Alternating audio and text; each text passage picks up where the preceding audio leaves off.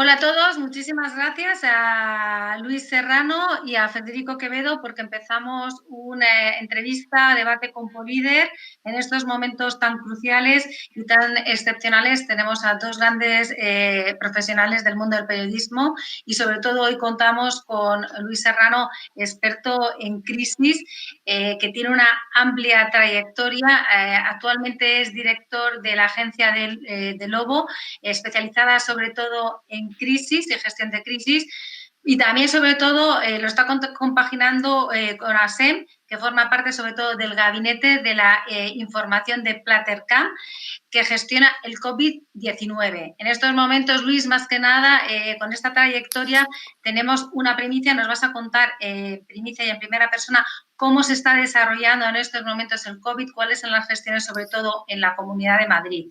Si sigo sobre todo con la trayectoria de Luis Serrano, durante todos estos años pues ha trabajado sobre todo en gestión de crisis, tanto en agencia de comunicación en Llorente y Cuenca, y ha sido ex jefe de prensa del centro de emergencia del 112.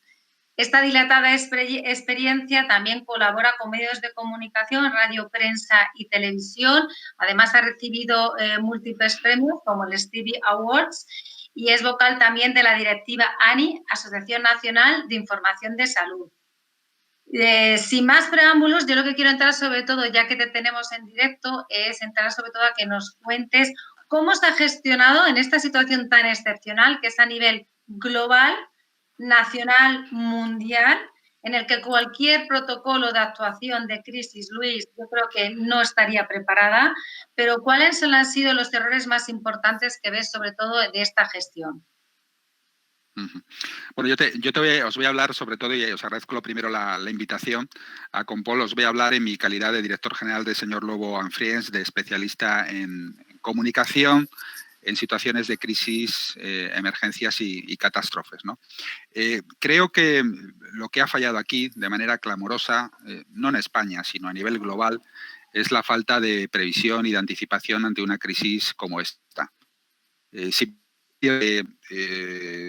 Incluso en los últimos años el Global Risk Report del World Economic Forum anunciaba entre los riesgos más importantes las pandemias. Prácticamente nadie le había puesto foco a esto. Bueno, sí, alguien sí. Si tiramos un poco de hemeroteca y vemos en alguna charla TED a Bill Gates, como hace 4 años o 5 después de la crisis del ébola, poniendo el foco de manera específica en las pandemias mundiales, yo creo que todo el mundo en aquel momento le tachaba casi de loco, ¿no? Ahora resulta que no, de nuevo es un visionario y los que tachaban de locos a este tipo de gurús, pues ahora, bueno, pues tenemos que reconocer que probablemente nos hemos equivocado de manera clamorosa, ¿no? Es cierto que sí, que se ha puesto el foco desde el punto de vista de las grandes crisis y riesgos globales a otras que lo son, como puede ser la sostenibilidad, el medio ambiente, etcétera, que en el último Global Risk Report de este año sí que se le pone foco y probablemente pueda tener algún tipo de conexión con lo que estamos viviendo. Pero ahí estaba. Y, bueno, han sido precisamente los que más criticábamos al inicio de esta pandemia, ¿no? Que serán las sociedades asiáticas, los chinos fundamentalmente, los coreanos, de donde ha partido esto, pero quienes han hecho un ejercicio de, no sé cómo decirlo, pero desde luego de mayor eficacia, ¿no? En cuanto a la respuesta a esta crisis. Claro, yo lo que me gustaría también preguntarte, efectivamente, aparte de la falta de previsión, yo creo que lo que ha utilizado Corea también, que ha tenido mucho éxito en otro pueblecito del norte de Italia, es la utilización de los test masivos para prevenir y para aislar sobre todo a aquellas personas que padecían sobre todo el coronavirus o que eran asintomáticos. ¿Qué opinas? Porque empezamos ahora a utilizarse ahora en España y en Madrid los test, vamos muy por detrás.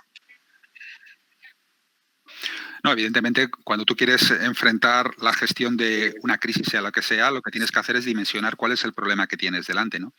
La OMS lleva ya cierto tiempo diciendo pues esa frase de test, test y test, pero es cierto que todo va de lo mismo. Claro que hay que hacer test, pero si no tienes el material para hacerlo, si no estás dotado de las capacidades para realizar y dar respuesta ante esa situación, lo que te encuentras es ante una catástrofe. Una catástrofe que por definición es que los medios que se tienen quedan superados por las circunstancias y que uno es capaz de neutralizar ese riesgo cuando ya se ha dotado de las capacidades y de los medios materiales para hacerlo.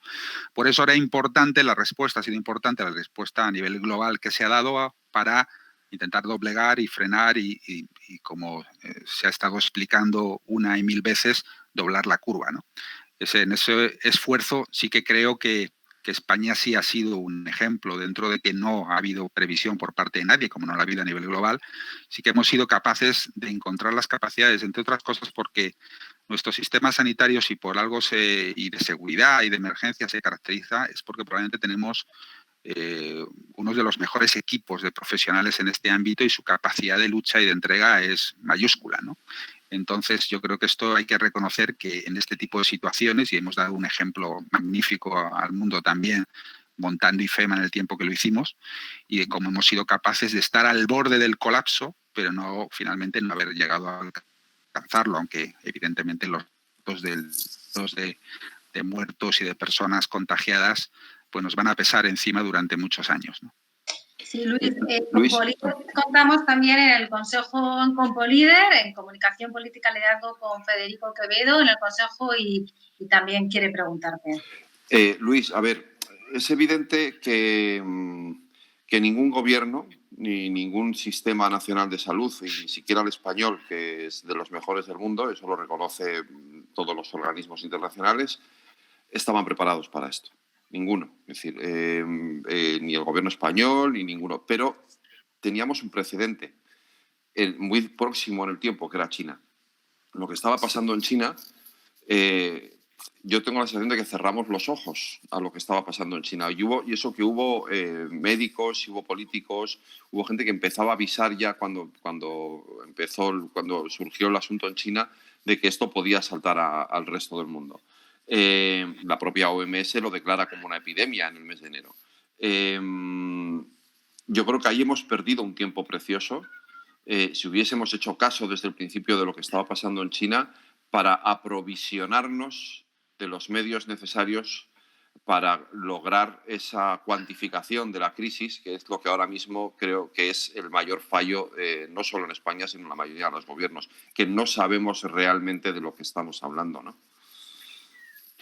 No, totalmente. Es decir, es cierto que había, fíjate, doctores tan eminentes y tan reconocidos como el doctor Cavadas. Os recordaréis que al principio de la crisis hablaba, oye, cuando China está haciendo lo que está haciendo y aislando a la población que está aislando, es porque esto es peor de lo que nos dicen, ¿no?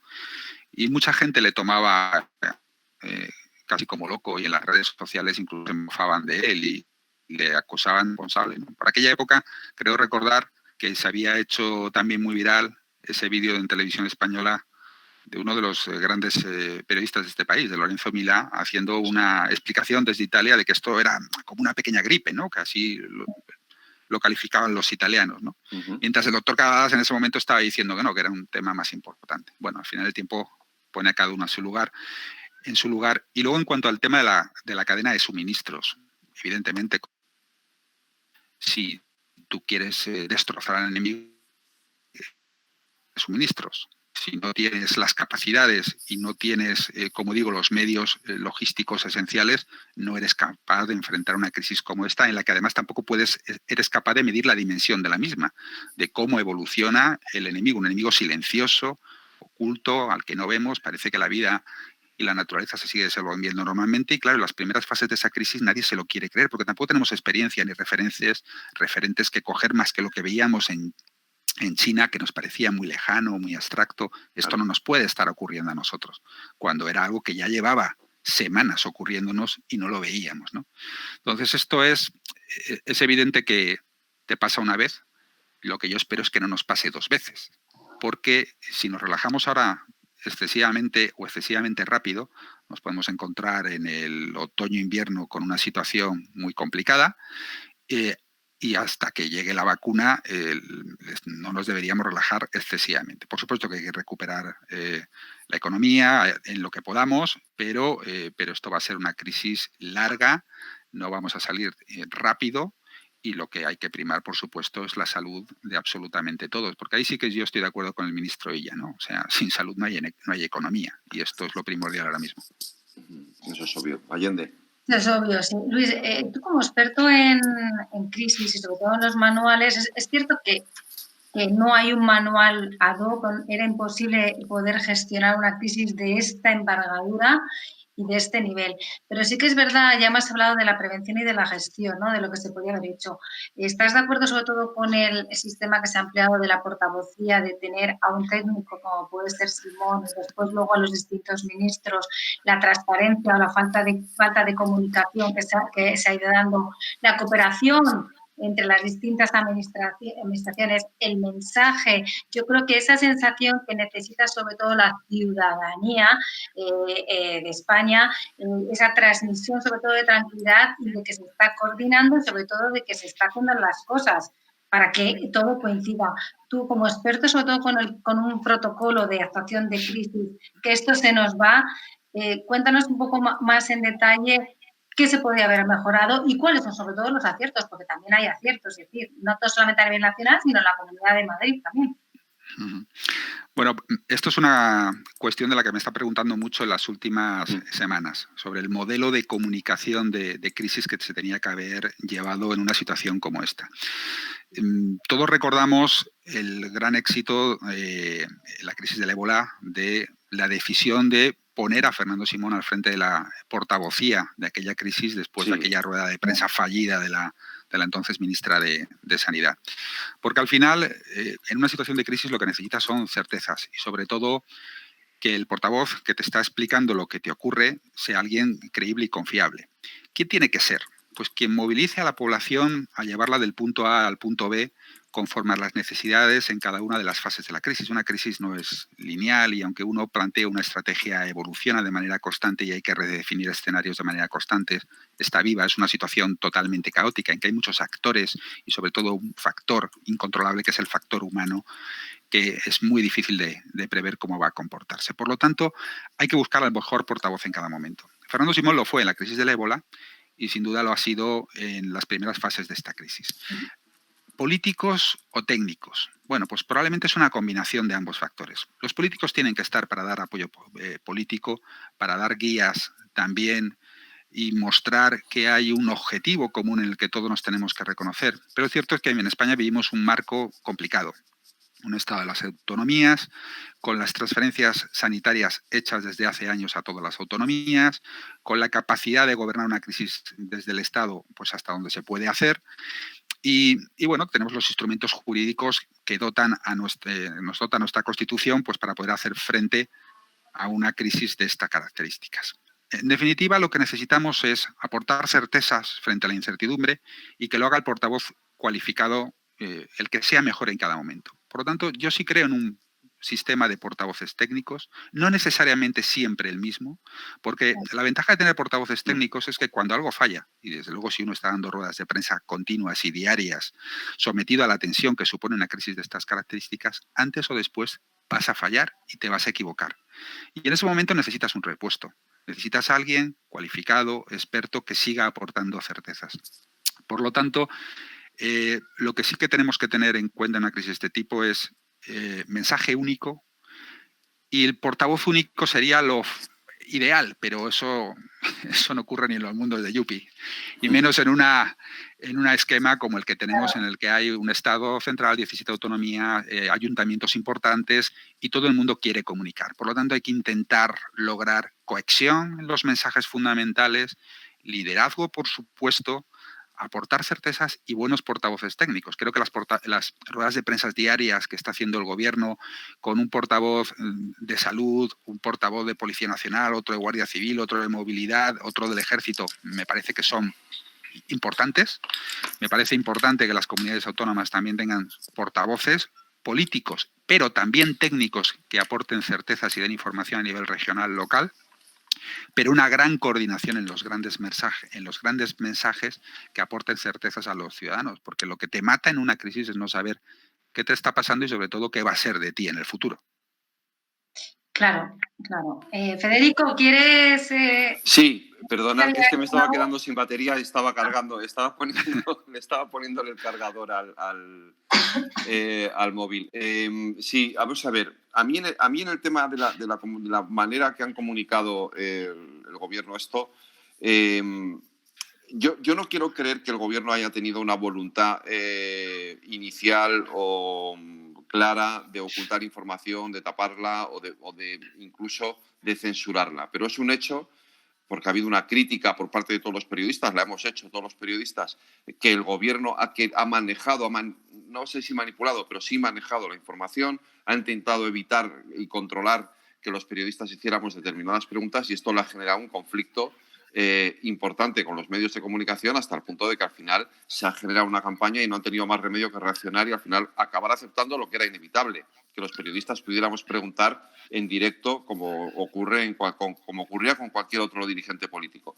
¿Por qué ha tenido ese error el gobierno? ¿Eso ha sido algo premeditado o forma parte de esa manera de intentar vender esta crisis como una guerra y en todas las guerras los gobiernos manejan la información?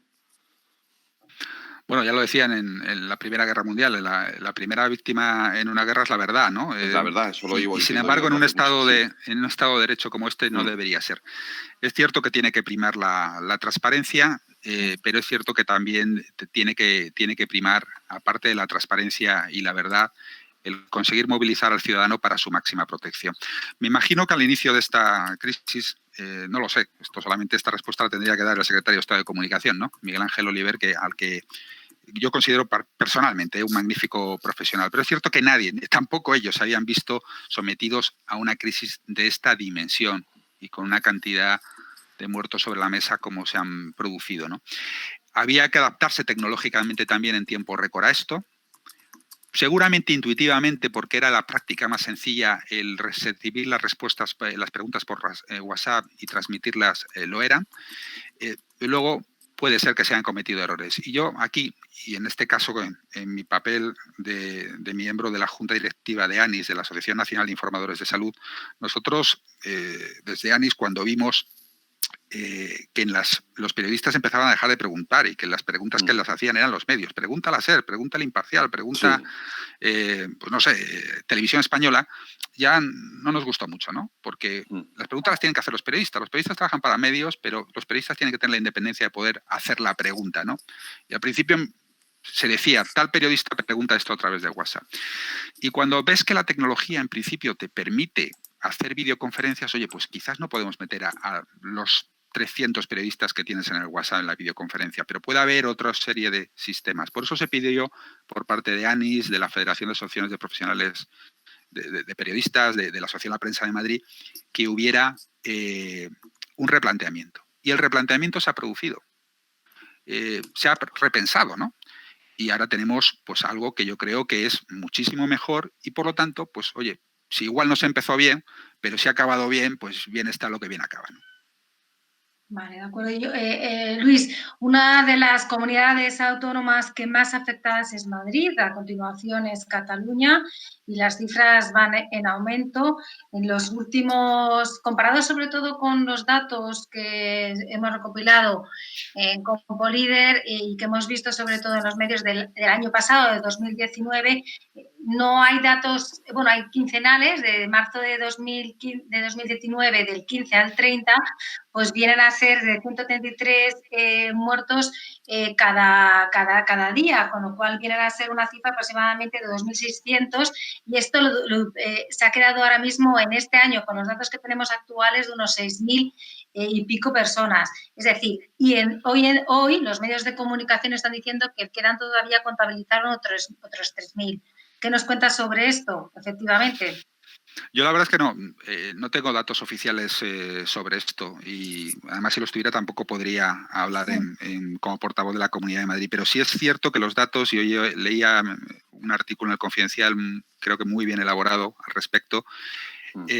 Por supuesto, las cifras seguro que son mucho mayores, ¿no? Yo he oído declaraciones, por ejemplo, del consejero de Interior y Justicia de la Comunidad de Madrid, de Justicia e Interior de la Comunidad de Madrid, Enrique López, hablando de que las cifras tienen que ser sin duda mayores.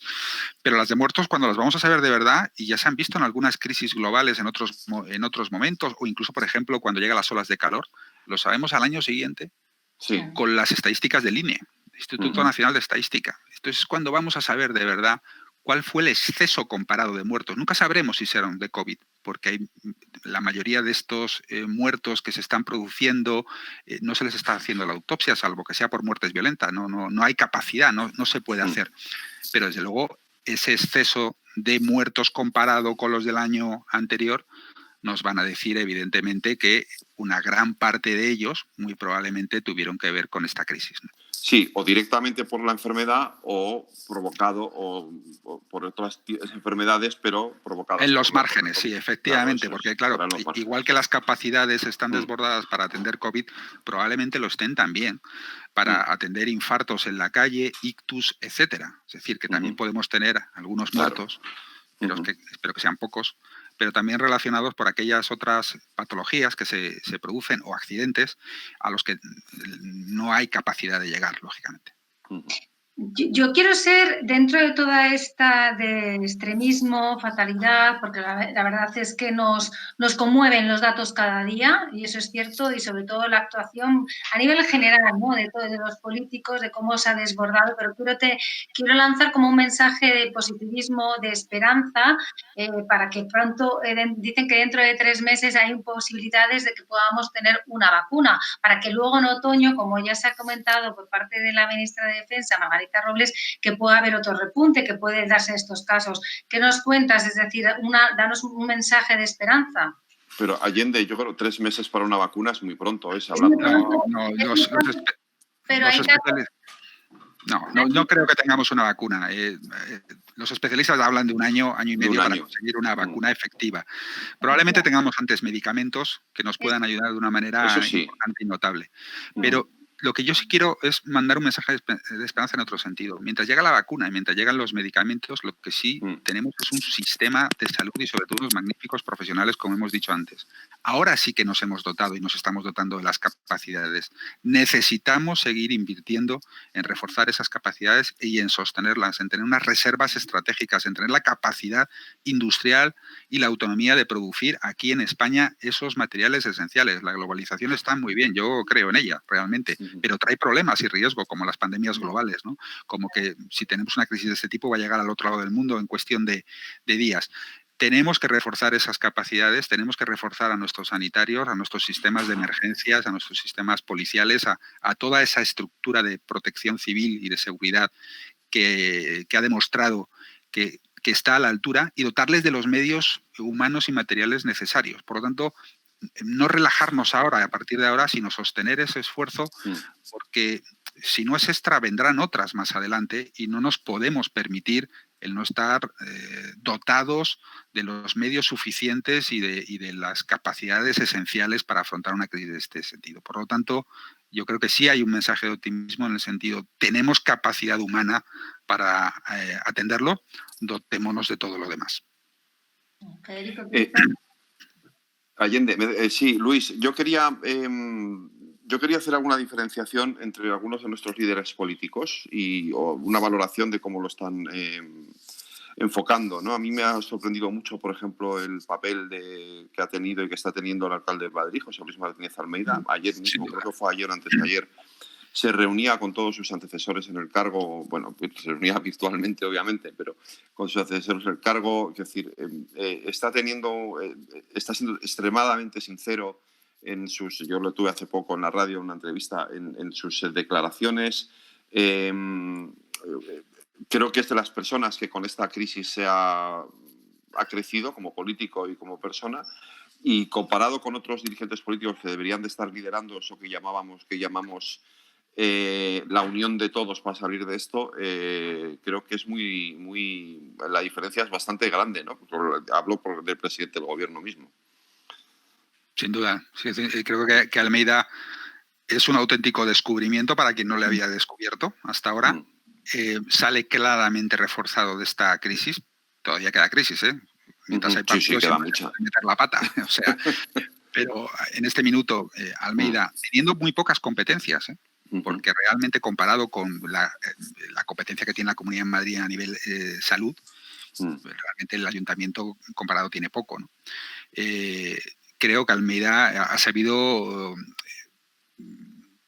de identificar muy claramente dónde estaba el enemigo, que era el virus, exclusivamente, y cómo tenía que aportar el Ayuntamiento de Madrid, el mayor, la capital de España, que sin duda iba y estaba siendo vista a nivel global, cómo él tenía que demostrar liderazgo. En ese caso es un claro caso de éxito ahora mismo, en este minuto, y de cómo no solamente no ha generado tensión, sino que ha aportado valor con un propósito muy claro desde el inicio, ¿no? Creo que es un modelo a seguir para todos, ¿no? Sí, yo estoy de acuerdo. Hoy en declaraciones Felipe González, que le han hecho una entrevista, decía, por ejemplo, que el gobierno no se había puesto en contacto con él, y yo creo que los anteriores expresidentes pueden aportar mucho, ya no solamente por la experiencia, porque han lidiado también ante situaciones extremas, ¿no?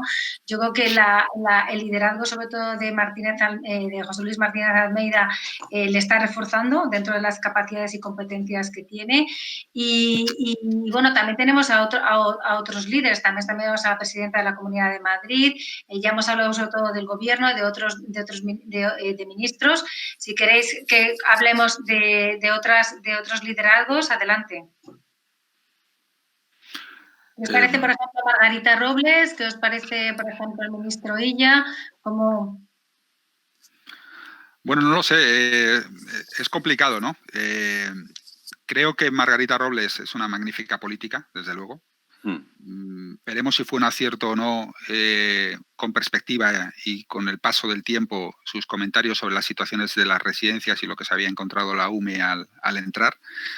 Aunque es cierto que efectivamente, y ahí está, las residencias de mayores, lamentablemente, y yo he tenido que ir a un par de ellas, bueno, pues la situación es trágica, ¿no? Con el personal sanitario, los residentes contagiados, con muchos muertos, y bueno, creo que es una política de altura en este caso. Creo que el ministro Illa está siendo un magnífico portavoz, pero lo que no tenemos todos tan claros es si la estrategia de la gestión de la crisis es la adecuada o no, ¿no? Y no me atrevo a juzgarla aquí, porque para eso tendrías que estar dentro de ese comité asesor y saber realmente qué datos tenían en cada minuto. Exacto. Y juzgar desde fuera es muy fácil. Yo, que soy gestor de crisis, sobre todo desde el ámbito reputacional, hacer análisis de lo que están haciendo otros desde fuera sale muy barato. Realmente que habría que conocer todo esto. Ahora, creo que liderazgo demuestra, lo que no sé si la estrategia que se define es la adecuada o no, pero nos faltan datos. Y en cuanto a la presidenta de la Comunidad de Madrid, creo que ha hecho un magnífico ejemplo de cómo se puede seguir liderando a través de la tecnología y encerrada en tu casa un gobierno en una situación tan dramática como porque Madrid era el epicentro de todos, estando de manera constante, gobernando por un lado la Comunidad de Madrid y las diferentes consejerías y su relación con un gobierno con ciudadanos, y a la vez mandando mensajes constantes, con conexiones constantes con un montón de medios de comunicación. Luego ahí se podrán juzgar otras cosas, si la estrategia también era la mejor o no, o si los mensajes de apoyo, de enfrentamiento con el gobierno central eran los adecuados o no. Pero en cualquier caso lo que hay que reconocerle es que ha peleado y sigue peleando a pesar de estar confinada y con coronavirus, ¿no? Federico, ya estamos hasta el fin. Me queda poquita batería, os aviso, o sea, en cualquier momento esto se me puede morir, porque hemos empezado el chat, tenía un 80% y me queda como menos de un 10, creo. Oye, Luis, ¿hasta qué punto en la gestión de una crisis como esta es fundamental la sinceridad? Lo que es fundamental es la verdad. La verdad y jamás mentir. Porque tu credibilidad y la confianza de la gente, la gente no va a ir del punto A al punto B, a donde tú le quieres llevar, si no confía en ti. Y para eso no le puedes engañar. Probablemente no le puedas decir todo, ni necesites saber todo en todo momento.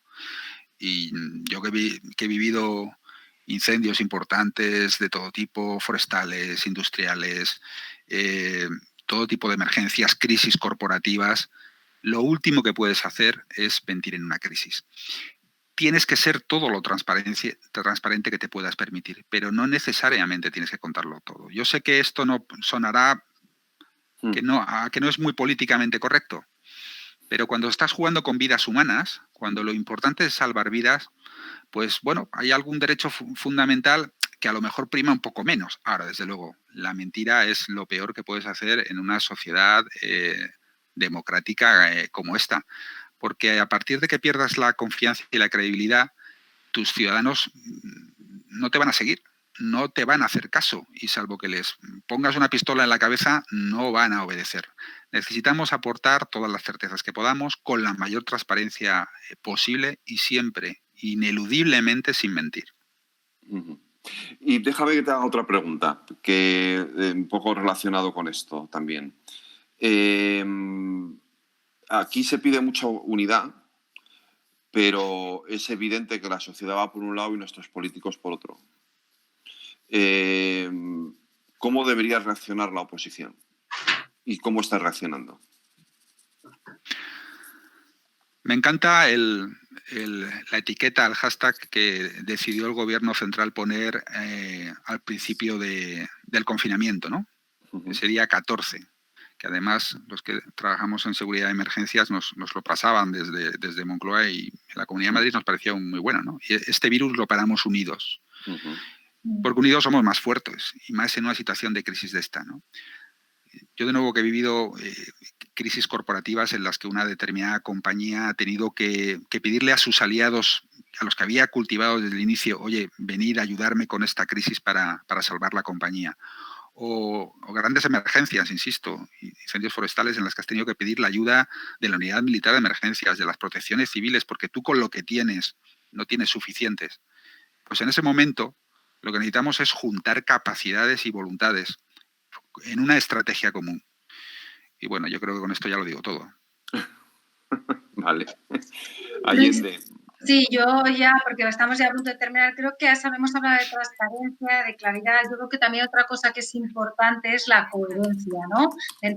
Y sobre todo envolver al pueblo, a los ciudadanos, que sientan sobre todo que están con ellos y que se les transmite esa tranquilidad, o que esa coherencia en los datos, en la información, pero sobre todo que sientan que hay una buena gestión. Creo que la coherencia que consideras, creo que es algo a tener muy, muy en cuenta también, otra de las características. Sin lugar a duda, coherencia y consistencia de los mensajes que haces con lo que haces, ¿no? Aquí yo creo que hay dos capas, ha habido una capa política y una capa operativa. La capa operativa dentro del caos, que es una crisis de estas características, para el que no estabas dimensionado ni tenías las capacidades, nos hemos dotado de ella. Al final hemos encontrado la estrategia de salida de la crisis. Ahí creo que sí han trabajado muy bien juntas todas las administraciones, la administración central, la autonómica. Yo lo que he vivido en la Comunidad de Madrid entre pues la dirección de la Agencia de Seguridad y Emergencia, conjuntamente con la Delegación de Gobierno, con la Unidad Militar de Emergencia, con las Fuerzas Armadas, con las protecciones civiles, los ayuntamientos, no se ha descansado un solo día, nadie ha descansado un solo día, se han encontrado las soluciones y las medidas. Por cierto, el apoyo de la sociedad civil, de las empresas de este país, donando, de todos y cada uno de los ciudadanos. Todos hemos encontrado la vía de salida de la crisis, de la parte operativa, y se han ejercido los liderazgos, porque al final lo que hacíamos en el día a día, lo que estábamos acostumbrados a hacer bien en el ordinario, lo hemos escalado y lo hemos dimensionado para el extraordinario. Otra cosa es la coordinación política. Pero los técnicos y los operativos que han ido por debajo, que están habituados a trabajar entre ellos todos y cada uno de los días del año, sí que han encontrado, porque además tienen los procedimientos, tienen la sistemática, se conocen, se ponen cara, y por lo tanto sabían que tenían un único enemigo, que era el coronavirus, y que solamente de la unión íbamos a poder salir de aquí. Por lo tanto, vuelvo a dar un mensaje de esperanza sobre esas capacidades que tenemos instaladas en este Estado. Somos un referente a nivel mundial en la coordinación de las urgencias, las emergencias y las catástrofes, y nuestros técnicos, y con el apoyo de los ciudadanos que han estado aplaudiendo día a día a todos y cada uno de nosotros y apoyando desde sus casas, y las empresas también, pues hemos conseguido y vamos a conseguir salir de esta. Lo que hay que pedirle a los políticos es que tomen un poco de ejemplo y que se sumen a esto. Pues muy bien, muchísimas gracias, Luis. Federico, si quieres preguntar algo más, yo creo que nos has ayudado. Nos has ayudado a tener una visión de tanto experto en crisis y esperamos poder contar contigo para próximos, como vamos a tener todavía esto, va a durar un poco más de tiempo, pues en todos aquellos o debates que realicemos en adelante, y contar también con tu presencia, pues, si no te importa. Desde luego ha sido un placer para mí estar con vosotros, hablar de un tema tan clave para todos en este momento, y espero que haya podido aportar algo. Así que muchísimas gracias por la invitación, ha sido un honor, y yo solo os pido que bueno, pues que nos quedemos en casa todavía un poco más, Sí, que es nuestra nos queda obligación, no nos confiemos, pero vamos, que ya queda un día menos, así que ahí está, la salida del túnel dentro de poco. Nos queda. Luis, un abrazo. Un abrazo fuerte. Un abrazo, Luis, gracias. Hasta pronto. Hasta ahora.